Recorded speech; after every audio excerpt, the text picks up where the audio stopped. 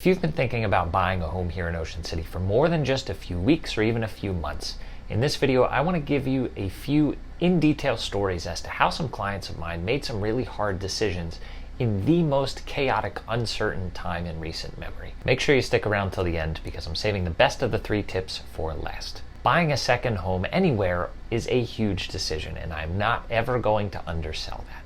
But one of the things that I don't think people really properly understand or wrap their heads around is that this is an investment. Even if it's just for personal use, whether you're going to rent it out strictly, this is an investment that you can actually use. Most investments, number one, are not going to be a very great hedge against inflation, as we're seeing now in the biggest inflationary period that we've seen in a very long time. Real estate is holding up, and not only holding up, but outpacing inflation substantially. But again, more than that, you can use and enjoy this for yourself.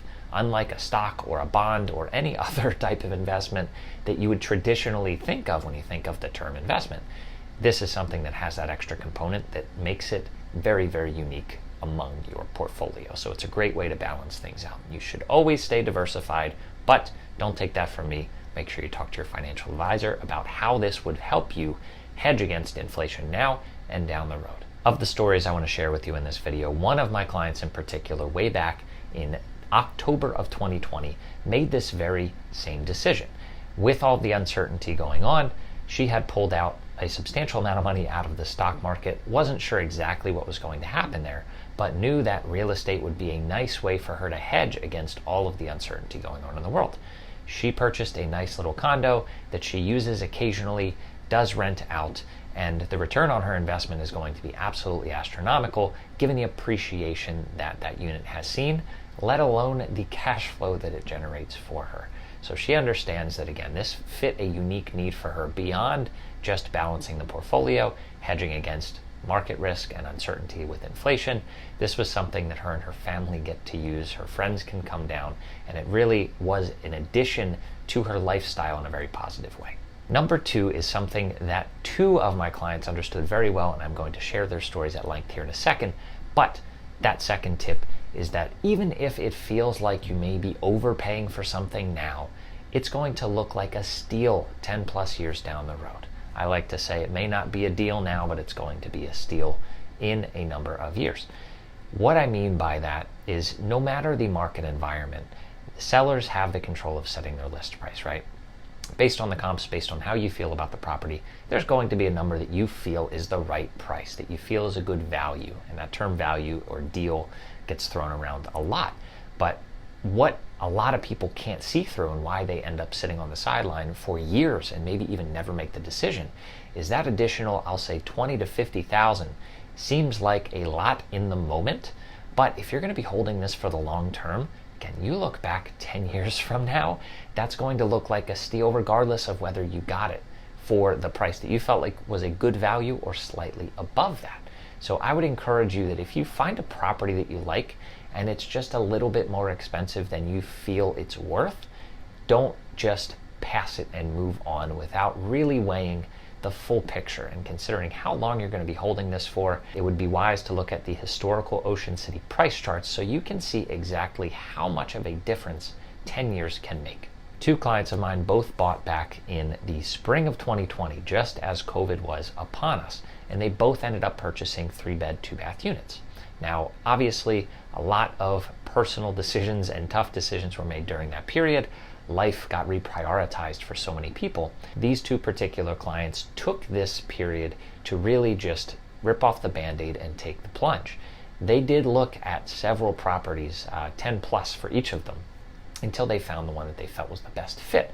And in both cases, they were properties that were outside the area that they initially wanted to be in, but they saw the value for themselves and how they wanted to use the property. And in both cases, when we pulled comps, both of these properties were 5 to 10% priced above what I felt they should have been priced at. But ultimately, when we had the discussion, when we talked through how long they intended to hold these properties for, this was a long-term decision. This was not a short-term thing.